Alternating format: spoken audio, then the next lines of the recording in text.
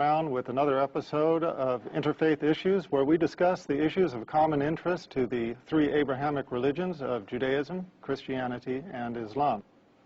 Today I'm going to be talking about the subject of where is the Christ in Christianity. Now that title might strike people as a little unusual if they have not been introduced to the concept before. The reason for the title, Where is the Christ in Christianity, is simply that many who read the Christian scriptures encounter a paradox that they have difficulty resolving. And that paradox is that the teachings of Jesus Christ often are found to be seemingly at odds with the tenets of Christian. Hence the question, where is the Christ in Christianity? On one hand, we have a religion that is named after Jesus Christ. And if you ask any Christian, what is the foundation of your faith? What does it mean to be Christian? They will say it means to follow the teachings and the example of Jesus Christ. But now, if that is the case, why do we find such a large disparity between what Jesus Christ teaches and what the church teaches as the tenets of Trinitarian Christian faith? Let me give you some examples.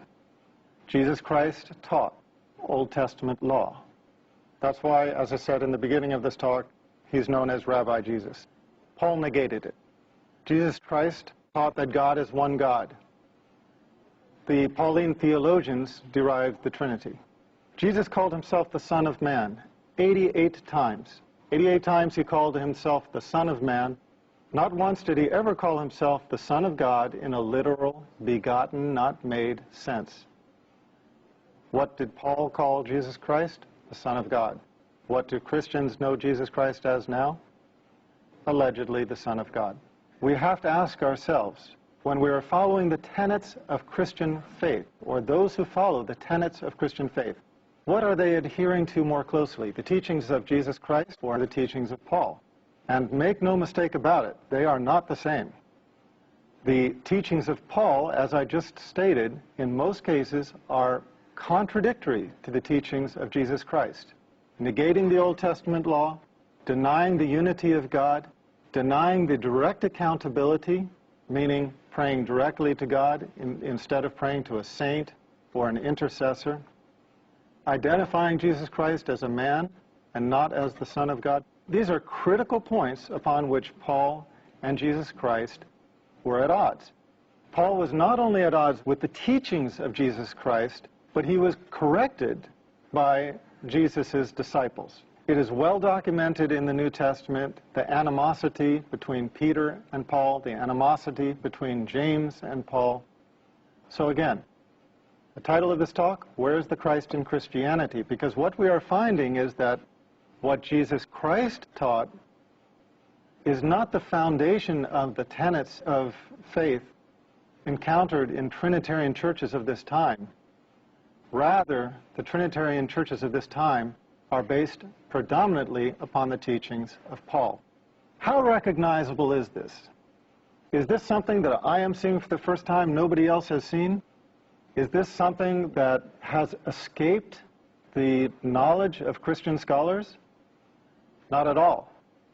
They are well aware of it, but they are shy to talk about it.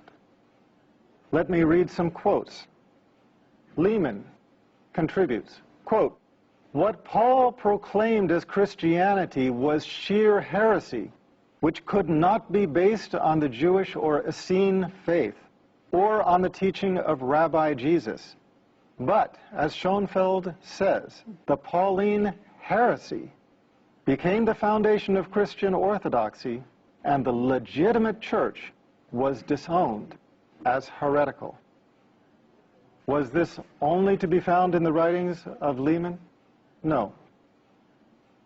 Barty Ehrman, probably the leading scholar of biblical textual criticism alive today, speaking upon this very subject, commented, quote, "Paul's view was not universally accepted, or, one might argue, even widely accepted.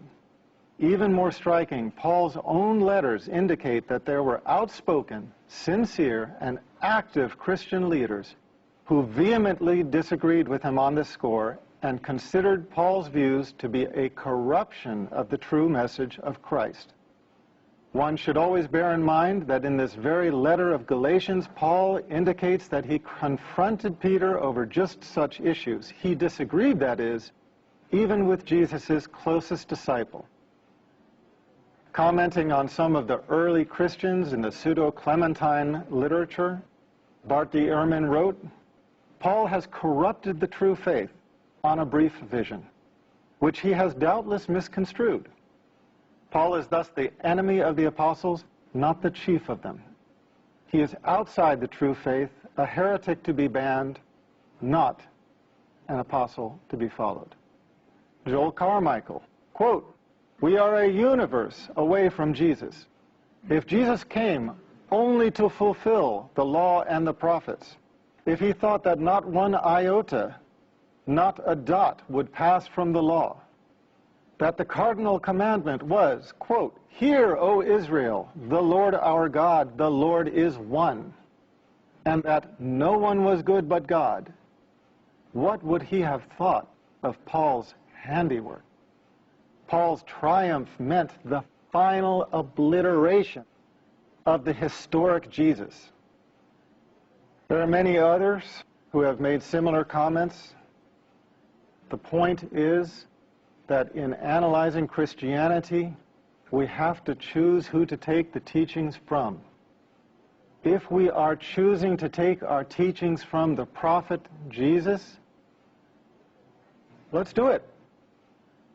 Let's take from his teachings. Let's go and buy a red letter Bible that records all the words of Jesus Christ in red, and we will find everything that Jesus said very clear. You will find everything that I have spoken about in this last 20 minutes. You will find him speaking of one God. You will find him speaking of himself as the Son of Man. You will find him speaking of direct accountability. You will find him speaking of the fact that he was an ethnic prophet, etc., etc. But if you choose to follow the teachings of Paul, well, then you are welcome to follow the Pauline, Trinitarian Christianity that prevails in this time. But before you do that, I would suggest one thing. Let's take a close look at these issues I have described. Jesus Christ teaching that there is only one God, teaching that the prophets were men and sons of men, teaching direct accountability. What other religion, what other of the Abrahamic religions conveys these simple, true values? If you answered Islam, you'd be correct. Here is a religion that honors Jesus Christ as the prophet, that recognizes his humanity, recognizes the truth of the revelation that he conveyed, but at the same time recognizes the very human corruptions, whether intentional or not, that crept into that revelation over time. At the same time, Islam is a religion of Tawheed, belief in the oneness of God, as Jesus professed, and it is a religion that fulfills everything that Jesus Christ himself spoke of. If you want to learn more about this, expand your knowledge on the subject, please go to my website, www.leveltruth.com. Look at the first of my series of books, Misguided, and you can carry it further from there. For now, this is Dr. Brown concluding this issue of Interfaith Issues, and looking forward to the next time we meet on this channel. Peace, and thank you for sharing this time with me.